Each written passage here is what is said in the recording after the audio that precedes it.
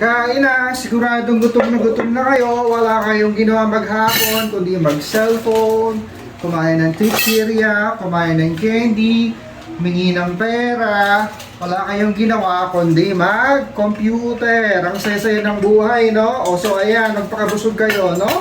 Huwag pa kayo magpakagutom kasi masyado kayong abala maghapon. So ayan pa, oh. Ayan, yan, sige, enjoy nyo lang yan. Tapos, of course, dapat may panulak, no? Yung panulak natin, ito, okay? Enjoy! Enjoy, ha? Baka kasi, pabilahukan kayo at hindi kayo makainom.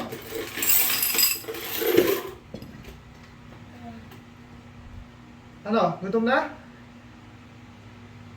Gutom na kayo? Ano?